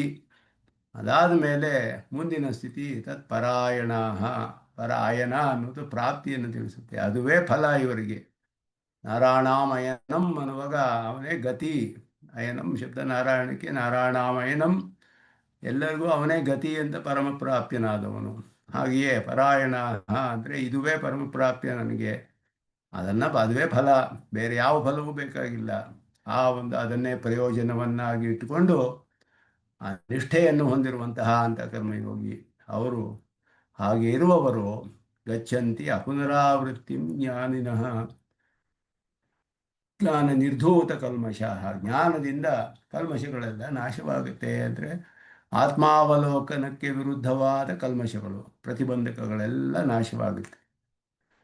ಪೂರ್ಣವಾಗಿ ಎಲ್ಲ ಅಂತ ಅರ್ಥವಲ್ಲ ಹೇಳಿದ್ರೆ ಇಲ್ಲಿ ಹೇಳ್ತಾರೆ. ಯಾಕೆ ಅಂದರೆ ಆಮೇಲೆ ಭಕ್ತಿಯೋಗ ಆರಂಭಿಸುವುದಕ್ಕೆ ಪ್ರತಿಬಂಧಕಗಳಿರುತ್ತೆ. ಆತ್ಮಾವಲೋಕನ ಬಂದ್ಬಿಟ್ರೆ ತಕ್ಷಣವೇ ಭಕ್ತಿಯೋಗ ಆರಂಭವಾಗೋದಿಲ್ಲ, ಅದಕ್ಕೆ ಪ್ರತಿಬಂಧಕಗಳಿರುತ್ತೆ. ಅದಕ್ಕೆ ಸರ್ವಧರ್ಮಾನ್ ಪರಿತ್ಯಜ್ಯ ಮಾಮೇಕಂ ಶರಣಂ ವ್ರಜ ನನಗೆ ಪ್ರಪತ್ತಿ ಮಾಡು, ನಿನಗೆ ನಾನು ಆರಂಭಕ್ಕೆ ಇರುವ ಪ್ರತಿಬಂಧಕಗಳನ್ನೆಲ್ಲ ನಾಶಪಡಿಸ್ತೀನಿ ಎಂದು. ಅದು ಆರಂಭಿಸಿದ ಮೇಲೆ ಅದು ಮುಗಿಯೋದಕ್ಕೆ ಎಷ್ಟೋ ಪ್ರತಿಬಂಧಕಗಳಿರುತ್ತೆ. ಅದಕ್ಕೆ ಮತ್ತೆ ಪ್ರಪತ್ತಿ ಮಾಡಬೇಕು. ಎರಡು ಅರ್ಥಗಳನ್ನು ಸರ್ವಧರ್ಮಾನ್ ಪರಿತ್ಯಜಾಗಿ ಕಡೆಯಲ್ಲಿ ಭಾಷ್ಯಕಾರರು ಮಾಡ್ತಾರೆ. ಇಲ್ಲಿ ಭಕ್ತಿಯೋಗವೇ ಹೇಳಿರೋದ್ರಿಂದ ಭಕ್ತಿಯೋಗಕ್ಕೆ ಅಂಗವಾದ ಪ್ರಪತ್ತಿ, ಎರಡು ವಿಧವಾದ ಪ್ರಪತ್ತಿ ಹೇಳಲ್ಪಟ್ಟಿದೆ. ಒಂದು ಆರಂಭಕ್ಕೆ ಪ್ರತಿಬಂಧಕಗಳನ್ನು ನಾಶಪಡಿಸೋದು, ಇನ್ನೊಂದು ಪ್ರಾಪ್ತಿ ಪ್ರತಿಬಂಧಕ ನಾಶಪಡಿಸೋದು. ಎರಡನ್ನು ಕೂಡ ಸರ್ವಧರ್ಮಾನ್ ಪರಿತ್ಯಜ್ಯಾಗಿ ಎರಡು ಅರ್ಥ ಹೇಳ್ತಾರೆ. ಮುಂದೆ ಯೋಜನೆ, ಎರಡು ಯೋಜನೆ ಬರುತ್ತೆ ಕಡೆಯಲ್ಲಿ ಹೇಳೋದು. ಆದ್ದರಿಂದ ಪ್ರತಿಬಂಧಕಗಳು ಪೂರ್ಣವಾಗಿ ಅಂದರೆ ಇನ್ನೂ ಇರುತ್ತೆ, ಮೋಕ್ಷಕ್ಕೆ ಹೋಗೋದಿಲ್ಲ ಇವನು. ಆತ್ಮಾವಲೋಕನದಲ್ಲಿ ಸ್ಥಿರವಾಗಿರ್ತಾನೆ. ಯಾಕೆ ಅಂದರೆ ತನ್ನಿಷ್ಠಾಹ, ಅದರಲ್ಲೇ ನಿತರಾಂ ಸ್ಥಿತಿ ತತ್ಪರಾಯಣ. ಮತ್ತೆ ಇವನಿಗೆ ವಿಷಯಗಳಲ್ಲಿ ಆಸೆ ಹೋಗೋದಿಲ್ಲ, ಇದೆಲ್ಲ ಆಗೋದಿಲ್ಲ ಅವನಿಗೆ. ಅದುವೇ ಪ್ರಯೋಜನ, ಅದುವೇ ಪ್ರಯೋಜನ ಅಂತ ಸ್ಪಷ್ಟವಾಗಿ ಅವನಿಗೆ ಮನಸ್ಸಿನಲ್ಲಿ ನಿಶ್ಚಯವಿರುತ್ತೆ. ಅಂತಹವರ ಫಲ ಇಲ್ಲಿ ಹೇಳಲ್ಪಟ್ಟಿದೆ. ತದ್ಬುದ್ಧಯ ತಥಾವಿಧ ಆತ್ಮದರ್ಶನ ಅಧ್ಯವಸಾಯ. ಅಧ್ಯವಸಾಯ ಅಂದರೆ ದೃಢ ನಿಶ್ಚಯ, ಆತ್ಮದರ್ಶನದ ವಿಷಯದಲ್ಲಿ ದೃಢವಾದ ನಿಶ್ಚಯವುಳ್ಳವರು. ತದಾತ್ಮಾನಃ ತದ್ವಿಷಯ ಮನಸಃ, ಅದನ್ನೇ ಮನಸ್ಸಿನಲ್ಲಿ ಹೊಂದಿರುವವರು. ತನ್ನಿಷ್ಠಾ ತದಭ್ಯಾಸ ನಿರತಾ, ನಿರಂತರವಾಗಿ ಅದನ್ನೇ ಮತ್ತೆ ಮತ್ತೆ ಮತ್ತೆ ಮತ್ತೆ ಮತ್ತೆ ಚಿಂತನೆ ಮಾಡ್ತಾ ಇರೋರು. ತತ್ಪರಾಯಣ ತದೇವ ಪರಮ ಪ್ರಯೋಜನಮಿತಿ ಮನ್ಮಾನ, ಅದುವೇ ಪ್ರಯೋಜನ ತಿಳಿದು ಮಾಡ್ತಾ ಇರು. ಏವಂ ಅಭ್ಯಸ್ಯಮಾನೇನ ಜ್ಞಾನೇನ, ಈ ರೀತಿಯಾದ ಅಭ್ಯಾಸ ಮಾಡಲ್ಪಡುವಂತಹ ಜ್ಞಾನದಿಂದ ನಿರ್ಧೂತ ಪ್ರಾಚೀನ ಕಲ್ಮಶಗಳೆಲ್ಲ ನಾಶವಾಗಿ ತಥಾವಿಧಮಾತ್ಮಾನಂ ಅಪುನರಾವೃತ್ತಿಂ ಗಚ್ಚಂತಿ, ಆ ವಿಧವಾದ ಆತ್ಮನನ್ನು ಪಡೆದುಕೊಳ್ತಾರೆ. ಆತ್ಮಾವಲೋಕನ. ಮತ್ತೆ ಇವರಿಗೆ ತದ್ಬುದ್ಧಯ ಸ್ಟೇಟ್ಗೆ ಬರೋದಿಲ್ಲ, ಆ ದಶೆ ಉಂಟಾಗೋದಿಲ್ಲ. ತದಾತ್ಮನಃ ಆ ದಶೆ ಉಂಟಾಗೋದಿಲ್ಲ. ಎಲ್ಲ ಮುಗಿದು ಪ್ರಯೋಜನ ಪಡೆದುಕೊಂಡಿದ್ದಾರೆ. ಆತ್ಮಾವಲೋಕನ ಪಡೆದುಕೊಂಡಿರೋರು ಹಿಂದಿನ ಅವಸ್ಥೆಗೆ ಬರೋದಿಲ್ಲ ಅಂತ ಅರ್ಥ. ಪುನರಾವೃತ್ತಿ ಯದವಸ್ಥಾದ ಆತ್ಮನಃ ಪುನರಾವೃತ್ತಿ ನ ವಿದ್ಯತೆ, ಇದೆ ಇಲ್ಲಿ ಅರ್ಥ. ಯಾವ್ದು ಅವಸ್ಥೆಯಿಂದ ಇವರಿಗೆ ಮತ್ತೆ ಹಿಂದಕ್ಕೆ ಬರೋದಿಲ್ವೋ ಅದುವೇ ಸ ಆತ್ಮ ಪುನರಾವೃತ್ತಿ. ಅಂತಹ ಆತ್ಮಾವಲೋಕನದ ಸ್ಥಿತಿಯನ್ನು ಹೊಂದುತ್ತಾರವರು. ಅವರಿಗೆ ಒಂದೇ ರೀತಿ ಆತ್ಮಾವಲೋಕನದಲ್ಲಿ ಇರ್ತಾರವರು. ಸ್ವೇನ ರೂಪೇಣ ಅವಸ್ಥಿತ ಆತ್ಮಾನಂ ಗಚ್ಚಂತಿ, ಯಥಾವಸ್ಥಿತವಾದ ಆತ್ಮನನ್ನು ತಿಳ್ಕೊಳ್ತಾರೆ. ಪ್ರಕೃತಿ ವಿಯುಕ್ತನಾದ ಆತ್ಮ ಪರಮಾತ್ಮನಿಗೆ ಶೇಷಭೂತ ಅನ್ನೋದು ತಿಳಿಯುತ್ತೆ ಅವರಿಗೆ. ಶೇಷತ್ವ ಜ್ಞಾನವೇ ಇಲ್ಲಿ ಹೇಳಿರೋದು. ಕರ್ಮಯೋಗಕ್ಕೆ ಇಲ್ಲಿ ಹೇಳಿರುವ ಫಲ ಕೈವಲ್ಯ ಅಲ್ಲ, ಪರಮಾತ್ಮನ ಸಂಬಂಧವಿಲ್ಲದ ಆತ್ಮಸ್ವರೂಪವಲ್ಲ. ಶೇಷತ್ವ ಜ್ಞಾನವೇ ಪರಮಾತ್ಮನೇ ಯಥಾವಸ್ಥಿತವಾದ ಸ್ವೇನ ರೂಪೇಣ ಅವಸ್ಥಿತಂ ಆತ್ಮಾನಂ. ಅದಿರೋದರಿಂದಲೇ ಭಕ್ತಿಯೋಗಕ್ಕೆ ಹೋಗಕ್ಕೆ ಅವರಿಗೆ ಯೋಗ್ಯತೆ ಉಂಟಾಗುತ್ತೆ. ಶೇಷತ್ವ ಜ್ಞಾನ ಅನ್ನೋದು ಪೂರ್ಣವಾಗಿ ಇರುತ್ತೆ ಅವರಿಗೆ. ಅದುವೇ ಆತ್ಮಾವಲೋಕನ ಅಂತ ಹೇಳೋದು. ಆತ್ಮಾನುಭವ ಸೌಧ ಸೋಪಾನಸ್ಯ, ಆತ್ಮಾನುಭವ ಸೌಧಕ್ಕೆ ಸೋಪಾನ ಮೆಟ್ಲುಗಳು. ಜ್ಞಾನಸ್ಯ ಆರೋಹಣ ಕ್ರಮಂ ದರ್ಶಯತಿ, ಜ್ಞಾನದ ಒಂದು ಆರೋಹಣ ಕ್ರಮವನ್ನು ತೋರಿಸ್ತಾರೆ ಇಲ್ಲಿ. ಆತ್ಮಾವಲೋಕನಕ್ಕೆ ಇರುವ ಮೆಟ್ಲುಗಳು, ಜ್ಞಾನ ಯಾವ್ಯಾವ ರೀತಿಯಲ್ಲಿ ಜ್ಞಾನವು ಹೇಗೆ ಪರಿಪಕ್ವವಾಗಿ ಆತ್ಮಾವಲೋಕನದಲ್ಲಿ ಪರ್ಯವಸಾನವಾಗುತ್ತೆ ಅದನ್ನು ಇಲ್ಲಿ ತದ್ಬುದ್ಧಯ ಅನ್ನೋದನ್ನು ತಿಳಿಸ್ತಾರೆ. ತಚ್ಛಬ್ದೇನ ಅತ್ರ ಪೂರ್ವ ಪ್ರಸ್ತುತ ಸ್ವಾಭಾವಿಕ ಆತ್ಮಸ್ವರೂಪಂ, ಹಿಂದೆ ಹೇಳಲ್ಪಟ್ಟ ಸ್ವಾಭಾವಿಕವಾದ ಆತ್ಮಸ್ವರೂಪ. ಆದ್ದರಿಂದಲೇ ಆ ಸ್ವಾಭಾವಿಕದ ಆತ್ಮಸ್ವರೂಪವನ್ನು ತಿಳಿದ್ರೇ ಔಪಾಧಿಕವಾದ ಈ ಕರ್ಮಗಳನ್ನೆಲ್ಲ ಕರ್ತೃತ್ವ ತ್ಯಾಗ ಮಾಡೋದು ಸಂಭವಿಸುತ್ತೆ. ಅವನಿಗೆ ಫಲ, ಕರ್ತೃತ್ವ ಇದೆಲ್ಲ ತ್ಯಾಗ ಮಾಡೋದು, ಇದೆಲ್ಲ ಉಪಾಧಿಯಿಂದ ಬಂದಿರುವಂಥದ್ದು. ಇದು ನನಗೆ ಸ್ವಾಭಾವಿಕವಾದದ್ದಲ್ಲ ಅಂತ ತಿಳಿತಾನೆ. ಆ ಸ್ವಾಭಾವಿಕವಾದ ಆತ್ಮಸ್ವರೂಪ ಹಿಂದೆ ಹೇಳಲ್ಪಟ್ಟಿತು. ಪೂರ್ವ ಶ್ಲೋಕೋಕ್ತಂ ಜ್ಞಾನಂ ವಾ ಪರಾಮೃಶ್ಯತೆ, ಅಥವಾ ಜ್ಞಾನವನ್ನು ಹೇಳ್ಬೋದು. ಹಿಂದೆ ಹೇಳಲ್ಪಟ್ಟ ಜ್ಞಾನೇನ ಜ್ಞಾನಂ ಯೇಷಾಂ ನಾಶಿತಮಾತ್ಮನಃ, ಅದು ಹೇಳ್ಬೋದು. ತಥಾವಿಧ ಆತ್ಮದರ್ಶನ ಅಧ್ಯವಸಾಯ ಇತ್ಯುಕ್ತಂ, ಅಂತಹ ಆತ್ಮದರ್ಶನವನ್ನು ಪಡೆದುಕೊಳ್ಬೇಕು ಅಂತ ದೃಢ ನಿಶ್ಚಯವನ್ನು ಹೊಂದಿದ್ದಾರೆ ಇವರು, ಅಂತಹವರು. ತದಾತ್ಮಾನಃ ಇತ್ಯೇನ ದ್ರಷ್ಟವ್ಯತ್ವ ಅಧ್ಯವಸಾಯಾದ ಅನಂತರ ದರ್ಶನಾರ್ಥ ಪ್ರವೃತ್ತಿಯೋಗ ಉಚ್ಯತೆ. ದೃಢ ನಿಶ್ಚಯ ಆದಮೇಲೆ ಏನು ಮಾಡಬೇಕು ಅಂದರೆ ದರ್ಶನ ಮಾಡ್ಕೊಳ್ಳೋಕ್ಕೆ ಪ್ರವೃತ್ತಿ ಉಂಟಾಗಬೇಕು. ಅದರಿಂದ ಜ್ಞಾನ ಬಂತು. ಜ್ಞಾನವಾದ ಮೇಲೆ ತದ್ ಉಪದೇಕ್ಷಂತಿದೆ ಜ್ಞಾನಂ, ಜ್ಞಾನ ಬಂದ ಮೇಲೆ ದೃಢ ನಿಶ್ಚಯ ಅದಾದ ಮೇಲೆ ಅದರಲ್ಲಿ ಪ್ರವೃತ್ತಿ ಏರ್ಪಡಬೇಕು. ಆದ್ದರಿಂದ ಮನಸ್ಸಿನಲ್ಲಿ ಅದು ದರ್ಶನ ಮಾಡಿಕೊಳ್ಬೇಕು, ಅಥವಾ ಅದು ನನಗೆ ಆಗಬೇಕು ಅಂತ ಮನಸ್ಸಿನಲ್ಲಿ ಪ್ರವರ್ತಿಸಬೇಕು ಇವನು. ಆದ್ದರಿಂದ ತದ್ವಿಷಯ ಮನಸಃ ತನ್ನಿಷ್ಠತ್ವ ವಿಷಯಾಂತರ ವೈಮುಖ್ಯಾತ್ ತತ್ಪರಾಯಣತ್ವೇ ಹೇತು. ಅದಾದ ಮೇಲೆ ತನ್ನಿಷ್ಠತ್ವ ಬಂದರೆ ಬೇರೆ ಯಾವ ವಿಷಯಗಳಲ್ಲಿಯೂ ಅವನಿಗೆ ಆಸೆ ಇರೋದಿಲ್ಲ, ವಿಮುಖನಾಗಿ ಅದನ್ನೇ ಪ್ರಯೋಜನವನ್ನಾಗಿ ತಿಳಿತಾನವನು. ಅಯನ ಶಬ್ದ ಹತ್ರ ಕರ್ಮಣಿಲುಡಂತಹ ಪ್ರಾಪ್ಯಪರಾಯಣ ಅನ್ನೋದು ಇದೆ, ಪ್ರಾಪ್ಯಪರವಾಗುತ್ತೆ. ಅಂದರೆ ಈಯತೆ ಇತಿ ಅಯನಂ ಅಂತ ಹೇಳಿದ್ರೆ ಅದುವೇ ಪಡೆಯಲ್ಪಡುತ್ತೆ ಅಂತ ಅರ್ಥ. ಅಯನಂ ಅನ್ನೋದಕ್ಕೆ ನಾರಾಯಣಾಮಯನಂ ಅಂತ ಹೇಳುವಾಗ ಹಾಗೆ ಗತಿ ಗತಿ ಅನ್ನೋದು ಪ್ರಾಪ್ಯತೆ ಅಂತ, ಪ್ರಾಪ್ಯಪರವಾದದ್ದು. ವಾಕ್ಯಾರ್ಥ ಜ್ಞಾನಾದಿ ಮಾತ್ರ ವ್ಯಾವೃತ್ಯರ್ಥಂ ಏವಂ ಅಭ್ಯಸ್ಯಮಾನೇನ ಇತ್ಯುಕ್ತಂ. ಇದೆಲ್ಲ ಸೂಕ್ಷ್ಮವಾಗಿ ಸೂಚನೆ ಮಾಡ್ತಾರೆ ಭಾಷ್ಯಕಾರರು ಸಿದ್ಧಾಂತದ ವಿಷಯಗಳನ್ನೆಲ್ಲ. ಇಲ್ಲಿ ತನ್ನಿಷ್ಠಾಹ ಅಂತ ಹೇಳಿದಾಗ, ತನ್ನಿಷ್ಠಾಹ ಅಂದರೆ ಏನರ್ಥ? ನಿತರಾಂ ಸ್ಥಿತಿ ಅಂತ ಅರ್ಥ. ಅದಕ್ಕೆ ನಿಷ್ಠೆ ಅಂತ ಹೇಳಿದ್ರೆ ನಿತರಾಂ ಸ್ಥಿತಿ. ಆದ್ದರಿಂದ ನಿತರಾಂ ಸ್ಥಿತಿ ಅಂತ ಹೇಳುವಾಗ ಅದನ್ನೇ ತದಭ್ಯಾಸ ನಿರತಾಹ ಅಂತ ಹೇಳಿದ್ರು. ಮತ್ತೆ ಮತ್ತೆ ಅಭ್ಯಾಸ ಮಾಡಬೇಕು, ಮನನ ಮಾಡಬೇಕು. ಬರೀ ವಾಕ್ಯಾರ್ಥ ಜ್ಞಾನವಲ್ಲ ಅನ್ನೋ ತಿಳಿಯುತ್ತೆ ಇಲ್ಲಿ. ಏವಂ ಅಭ್ಯಸ್ಯಮಾನೇನ ಅಂತ. ಪ್ರಾಪ್ತಿ ಪ್ರತಿಬಂಧಕ ಕಲ್ಮಶ ನಿವೃತ್ತಿ ಉಪಾಂತ್ಯ ಪರ್ವ. ಉಪಾಂತ್ಯ ಪರ್ವ ಅಂದರೆ ಅಂತ್ಯಪರ್ವಕ್ಕೆ ಹಿಂದಿನ ಪರ್ವ. ಉಪ ಅಂತ್ಯಪರ್ವ. ಅಂತ್ಯಪರ್ವ ಅನ್ನೋದು ನಪುಂಸಕಲಿಂಗ ಶಬ್ದ. ಪರ್ವಣಿ ಪರ್ವಾಣಿ ಅಂತ ಹೇಳ್ಬಿಟ್ಟು ನಪುಂಸಕಲಿಂಗ ಶಬ್ದ. ಅಂತ್ಯಪರ್ವ ಅಂದರೆ ಕಡೆಯ ಪರ್ವ ಯಾವುದು ಅಂದರೆ ಆತ್ಮಾವಲೋಕನ. ಆತ್ಮಾವಲೋಕನಕ್ಕೆ ಹಿಂದಿನ ಪರ್ವ ಯಾವುದು ಅಂದರೆ ಪ್ರಾಪ್ತಿ ಪ್ರತಿಬಂಧಕ ಕಲ್ಮಶ ನಿವೃತ್ತಿ. ಕಲ್ಮಶ ನಿವೃತ್ತಿ ಆದ ಒಡನೆಯೇ ಮುಂದಿನ ಪರ್ವ ಅನ್ನೋದು ಆತ್ಮಾವಲೋಕನ. ಅತಃ ಅಂತಿಮಂ ಪ್ರಾಪ್ಯ ಮಾತ್ರ ಅಪುನರಾವೃತ್ತಿ ಶಬ್ದೇನ ವಿವಕ್ಷಿತಂ. ಪ್ರಾಪ್ಯಂ ಅಂತಿಮ ಪ್ರಾಪ್ಯಂ ಅತ್ರ ಅಪುನರಾವೃತ್ತಿ ಶಬ್ದೇನ ವಿವಕ್ಷಿತಂ. ಕಡೆಯಲ್ಲಿ ಪ್ರಾಪ್ಯವಾದದ್ದು ಆತ್ಮಾವಲೋಕನ, ಅದು ಇಲ್ಲಿ ಹೇಳಲ್ಪಟ್ಟಿದೆ.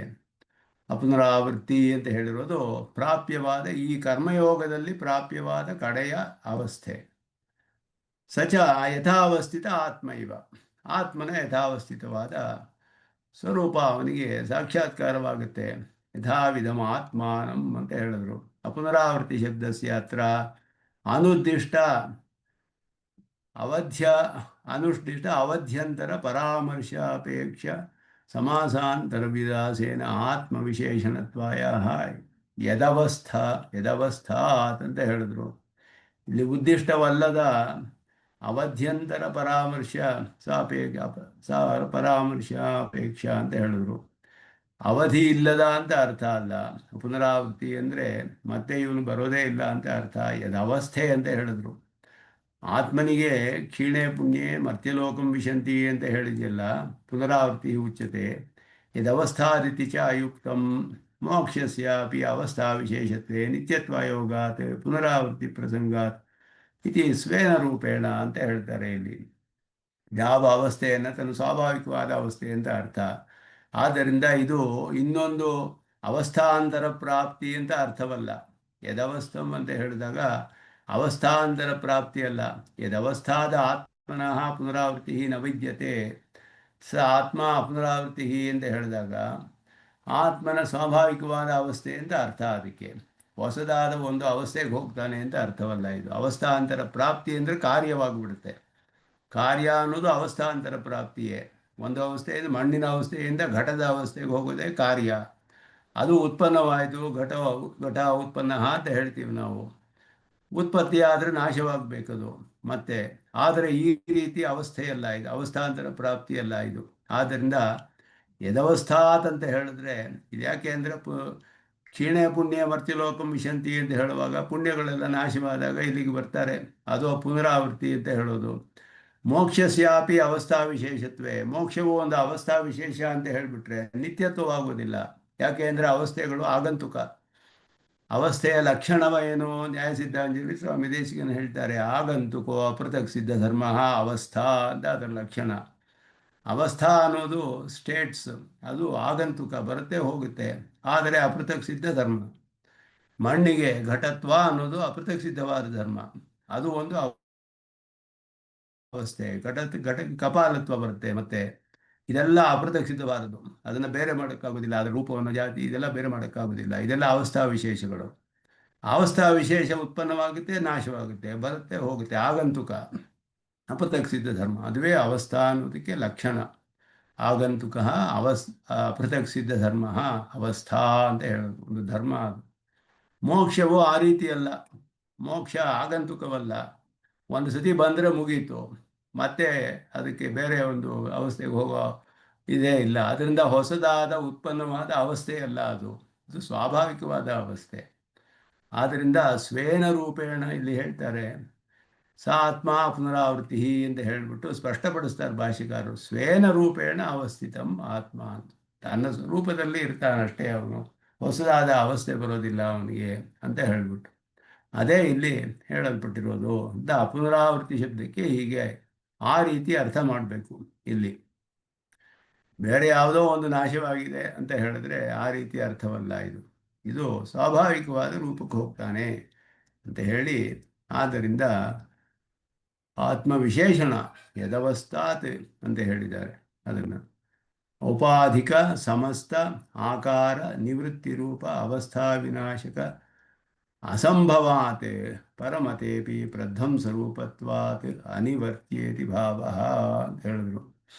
ಇದು ಒಂದು ವಿಶೇಷವಾದ ವಿಷಯ. ಇದು ಔಪಾಧಿಕವಾದ ಸಮಸ್ತ ಆಕಾರ ನಿವೃತ್ತಿ ರೂಪವಾದ ಅವಸ್ಥಾ, ಇದು ಬಂದ್ಬಿಟ್ರೆ ಅದನ್ನು ನಾಶಪಡಿಸೋಕ್ಕಾಗೋದಿಲ್ಲ. ಉಪಾಧಿಯಿಂದ ಬರುವ ಯಾವ ಆಕಾರಗಳಿದೆಯೋ ಅದೆಲ್ಲ ನಿವೃತ್ತವಾಗಿಬಿಟ್ರೆ ಒಂದು ಅವಸ್ಥೆ ಬರುತ್ತಲ್ಲ, ಅದು ಮತ್ತೆ ವಾಪಸ್ ಬರೋಕ್ಕಾಗೋದಿಲ್ಲ ಹಿಂತಿರುಗಿ. ಇದು ಹೇಗೆ ಅಂದರೆ, ನೈಯಾಯಿಕರು ಹೇಳ್ತಾರೆ, ಅಭಾವದಲ್ಲಿ ಮೂರು ಥರ ಹೇಳಿದ್ರು ಅವರು. ಒಂದು ಘಟವು ಒಡೆದು ಹೋದರೆ ಅದಕ್ಕೆ ಪ್ರಧ್ವಂಸಾಭಾವ ಅಂತ ಉಂಟಾಗುತ್ತೆ. ಆ ಘಟದ ಪ್ರಧ್ವಂಸ ಅಂದರೆ ನಾಶವಾಗೋದು. ಆ ನಾಶವಾಗೋದು ಮತ್ತೆ ಅದನ್ನು ನಾಶ ಮಾಡೋಕ್ಕಾಗೋದಿಲ್ಲ. ಒಂದು ಸತಿ ನಾಶವಾದ ಘಟ ಮುಗೀತು. ಆ ಪ್ರಧ್ವಂಸ ಅನ್ನೋದು ಉಂಟಾಗ್ಬಿಟ್ರೆ ಆ ಪ್ರಧ್ವಂಸದ ಅಭಾವ ಅನ್ನೋದು ನಿತ್ಯವಾಗಿರುತ್ತೆ. ಮತ್ತೆ ಅದನ್ನು ಘಟಾವಸ್ಥೆಗೆ ತಿರ್ಗಾ ಪ್ರಧ್ವಂಸ ಆಗೋದಿಲ್ಲ. ಘಟ ಬಂದು ನಷ್ಟ ಆಗೋದು ಅಂತ ಆಗೋದಿಲ್ಲ. ಪ್ರಧ್ವಂಸ ಭಾವ ನಿತ್ಯ ಅವರಿಗೆ. ಆದ್ದರಿಂದ ಅದಕ್ಕೆ ಆದಿ ಇದೆ, ಅಂತ್ಯವಿಲ್ಲ. ನಮ್ಮ ಮೋಕ್ಷಕ್ಕೂ ಹಾಗೆ ಆದಿ ಇದೆ, ಅಂತ್ಯವಿಲ್ಲ ಮೋಕ್ಷಕ್ಕೆ. ನೈಯಾಯಿಕರು ಪ್ರಧ್ವಂಸ ಭಾವಕ್ಕೆ ಹಾಗೆ ಹೇಳ್ತಾರೆ, ಆದಿ ಇದೆ ಆದರೆ ಉತ್ಪನ್ನವಾಗುತ್ತೆ, ಅದರ ನಾಶವಿಲ್ಲ ಅಂತ ಹೇಳಿದ್ರು. ಅದಕ್ಕೆ ಮಾತ್ರ. ಯಾಕೆ ಅಂದರೆ ಅದಕ್ಕೆ ಉಪಾಧಿ ಹೋಗ್ಬಿಡ್ತು ಅಂತ ಹೇಳಿದ್ರು. ಆ ರೀತಿ ಇದು ಮೋಕ್ಷ ಅವಸ್ಥೆಯು ಸ್ವಾಭಾವಿಕವಾದ ಅವಸ್ಥೆಗೆ ಹೋಗುತ್ತೆ ಅಂತ ನಾವು ಅಪುನರಾವರ್ತಿ ರೂಪವಾದ ಮೋಕ್ಷಾವಸ್ಥೆಯನ್ನು ಹೇಳ್ತೀವಲ್ಲ, ಇದು ಬೇರೆಯಂತೆ ಅವಸ್ಥಾಂತರ, ಕಾರ್ಯದಂತೆ ಅವಸ್ಥಾಂತರ ಪ್ರಾಪ್ತಿ ಅನ್ನೋದಲ್ಲ ಇದು. ಅದನ್ನು ಇಲ್ಲಿ ಸ್ಪಷ್ಟಪಡಿಸ್ತಾರೆ ಇದರಲ್ಲಿ. ಮೋಕ್ಷ ಅಂದರೆ ಇವನಿಗೆ ಆತ್ಮಾವಲೋಕನವೂ ಹಾಗೆಯೇ. ಕರ್ಮಲೋಕದ ಫಲವು ಆತ್ಮಸ್ವರೂಪದ ಸಾಕ್ಷಾತ್ಕಾರವಾಗಿಬಿಟ್ರೆ ಮತ್ತೆ ಅವನು ಹಿಂದಿನ ಅವಸ್ಥೆಗೆ ಹೋಗಬೇಕಾಗಿಲ್ಲ. ಸ್ವಾಭಾವಿಕವಾಗಿ ಆತ್ಮನಲ್ಲಿ ಇರ್ತಾನವನು, ದೃಢವಾಗಿ ನಿಷ್ಠೆ ಇರುತ್ತೆ ಅವನಿಗೆ. ಆದ್ದರಿಂದ ತನ್ನಿಷ್ಠಾಹ ಅಂತ ಹೇಳುವಾಗ ಆತ್ಮ ನಿತರಾಂ ಸ್ಥಿತಿ ಉಂಟಾಗಿಬಿಟ್ಟು ಅದುವೇ ಪ್ರಯೋಜನವಾದ್ದರಿಂದ ಪ್ರಯೋಜನ ಬಂದುಬಿಟ್ರೆ ಮತ್ತೆ ಹಿಂದಿನ ಅವಸ್ಥೆಗೆ ಹೋಗಬೇಕಾಗಿಲ್ಲ ಅವನು. ಅಲ್ಲಿಂದ ಮುಂದೆ ಭಕ್ತಿಯೋಗಕ್ಕೆ ಹೋಗ್ತಾನವನು ಆಮೇಲೆ. ಆದ್ದರಿಂದ ಆ ಒಂದು ಅರ್ಥವನ್ನು ಇಲ್ಲಿ ತೆಗೆದುಕೊಳ್ಬೇಕು. ಪುನರಾವೃತ್ತಿ ಎನ್ನುವುದಕ್ಕೆ ಆತ್ಮ ಸಾಕ್ಷಾತ್ಕಾರ ಬಂದವನಿಗೆ ಬೇರೆ ಯಾವುದೋ ಅವನಿಗೆ ಬೇರೆ ಇರೋದಿಲ್ಲ. ಬೇರೆ ಮತ್ತೆ ಅವನಿಗೆ ವಿಷಯಗಳಲ್ಲಿ ಆಸಕ್ತಿಯೋ ಇದೋ ಯಾವುದೂ ಹೋಗೋದಿಲ್ಲ. ಅವನು ಆತ್ಮವೇ ಸ್ಥಿರವಾಗಿರ್ತಾನೆ ಅನ್ನೋದು ಇಲ್ಲಿ ತಿಳಿಸ್ತಾರೆ. ಅವನ ಒಂದು ದರ್ಶನ ಹೇಗಾಗುತ್ತೆ, ಸಮತ್ವ ದರ್ಶನ ಮೊದಲಾದದ್ದು ಮುಂದೆ ಹೇಳಲ್ಪಡುತ್ತೆ. ಅದನ್ನು ಮುಂದುವರಿಸೋಣ ಅಂತ ಹೇಳಿ ನಮಸ್ಕಾರಗಳನ್ನು ನಿಲ್ಲಿಸ್ಕೊಳ್ತೀನಿ. ಯೋ ನಿತ್ಯಮಚ್ಯುತ ಪದಾಂಬುಜೈಗ್ಮರುಕ್ಮವ್ಯಾಮೋಹತಃ ತರಿತರಾಣಿ ತೃಣಾಯ ಮೇನೆ ಯಸ್ಮದ್ಗುರೋರ್ಭಗವತೋ ಶ್ರೀಕಸಿಂಧೋ ರಾಮಾನುಜಸ್ತು ಚರಣೋ ಶರಣಂ ವಿತಾರ್ಕಿಕಸಿಂಹಾಯ ಕಲ್ಯಾಣಗುಣಶಾಲಿನೇ ಶ್ರೀಮತೆ ವೆಂಕಟೇಶಾಯ ಗುರವೇ ನಮಃ. ಶ್ರೀಮತೆ ನಿಗಮಾಂತ ಮಹಾದೇಶಿಕಾಯ.